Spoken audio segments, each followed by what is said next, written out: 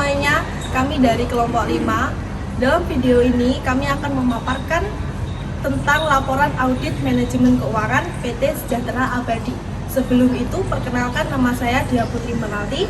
Saya Rifana Isa Dewayani. Saya Gita Faplayanti. Halo, perkenalkan nama saya Diva Nadia Zara Putri. Saya Titania Intan Kartika. Saya Novia Suci Wulandari.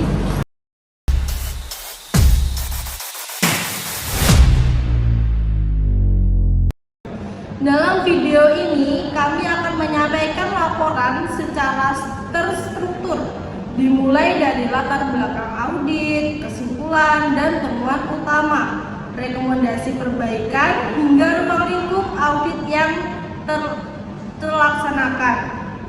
Laporan ini adalah hasil dari simulasi audit internal yang bertujuan menilai aspek efisiensi, efektivitas, dan ekonomisasi dalam pengelolaan keuangan perusahaan.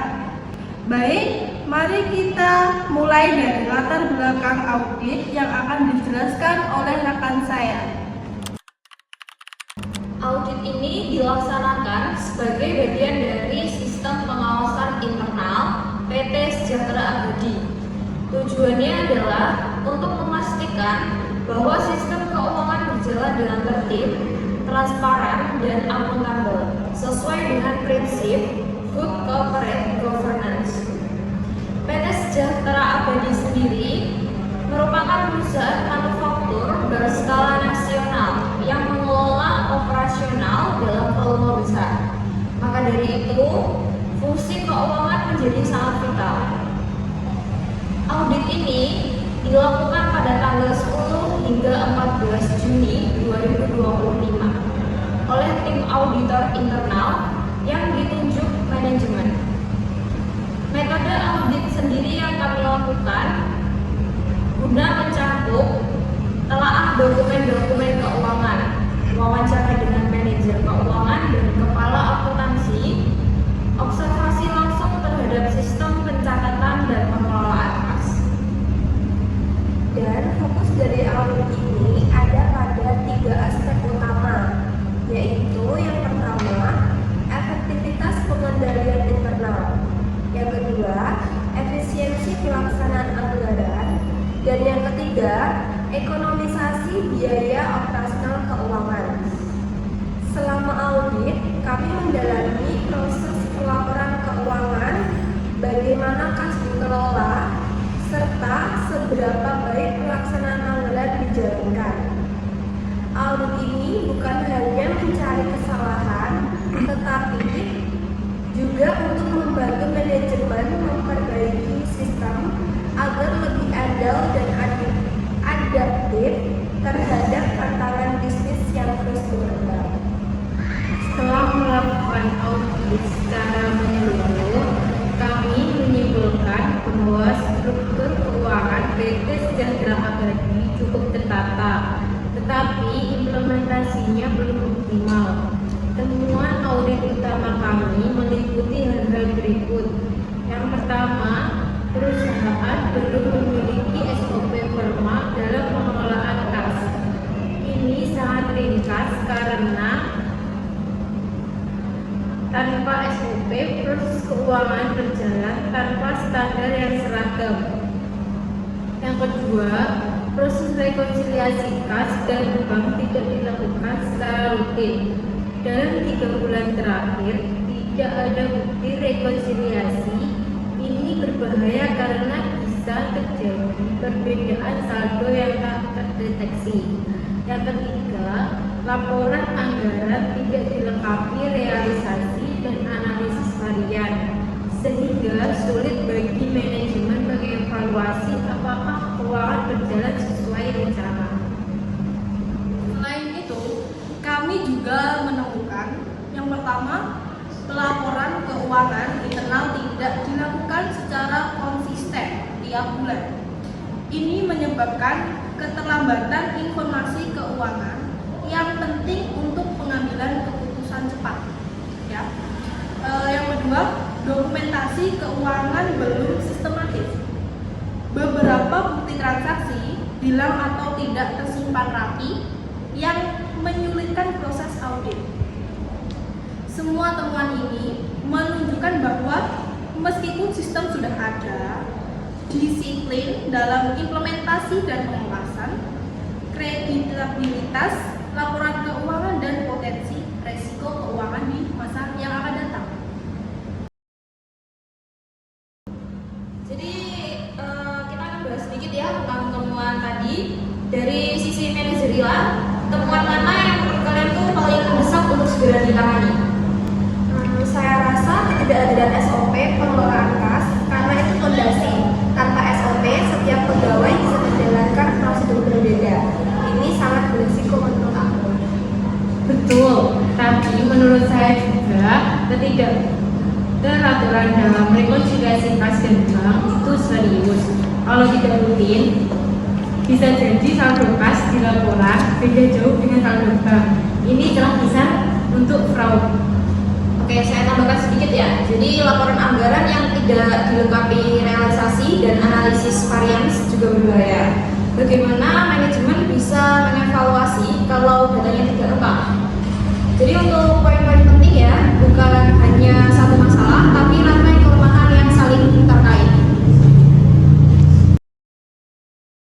Berdasarkan temuan-temuan tersebut, kami menyusun beberapa rekomendasi perbaikan, yaitu segera menyusun SOP pengelolaan kas yang mencakup prosedur penerimaan, pengeluaran, dan dokumentasi. SOP ini harus disahkan dan disosialisasikan ke semua staf keuangan. Melakukan rekonsiliasi bank secara rutin, minimal tiap akhir bulan, dan melibatkan personel berbeda untuk menjamin objektivitas. Selain itu, dokumen anggaran harus dilengkapi laporan realisasi dan dilakukan analisis varians untuk melihat penyimpangan dan menindaklanjutinya dengan cepat. Selanjutnya, rekomendasi lainnya mencakup yang pertama, menjadwalkan pelaporan keuangan internal secara konsisten tiap bulan dengan deadline yang jelas. Yang kedua, menata kembali sistem dokumentasi bisa secara digital atau manual, tapi harus terklasifikasi dan mudah dilacak.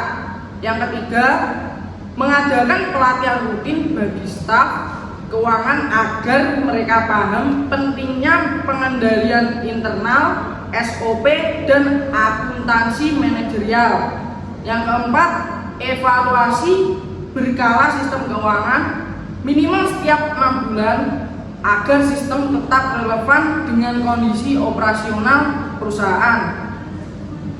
Kami yakin bahwa jika semua rekomendasi ini diterapkan, PT Sejahtera Abadi bisa menjadi perusahaan yang lebih efisien, akuntabel, dan berkelanjutan dalam hal keuangan. Baik, sekarang kita masuk ke rekomendasi.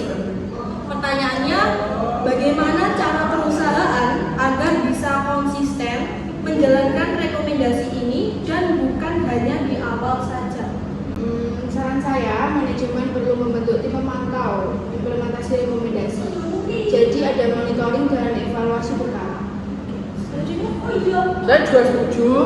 Lalu pelatihan berkelanjutan juga penting. Karena kalau staf tidak paham tujuan SOP atau varians anggaran, pasti tidak maksimal pelaksanaannya. Dan satu lagi, manajemen harus memberikan insentif atau reward kecil bagi divisi yang berhasil menjaga efisiensi dan kepatuhan SOP. Itu bisa menjadi pemicu budaya kerja yang positif menurut saya. Oke, good. Implementasi bukan cuma soal teknis, tapi juga tentang budaya kerja. Audit ini mencakup seluruh aktivitas pengelolaan keuangan selama tahun berjalan, khususnya perencanaan anggaran, pengelolaan kas, dan pelaporan internal.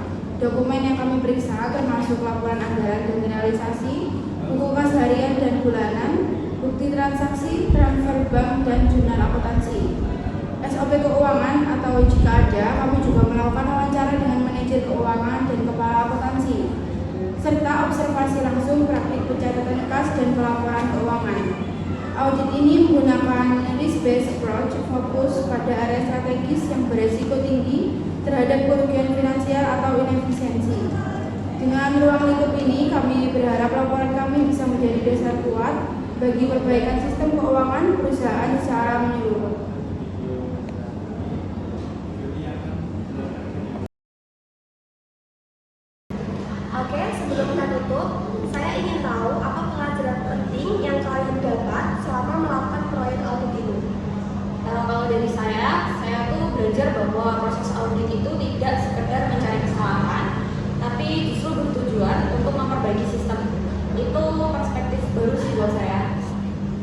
saya lebih paham betapa pentingnya dokumentasi dan konsistensi dalam keuangan, karena satu kesalahan kecil bisa berdampak besar.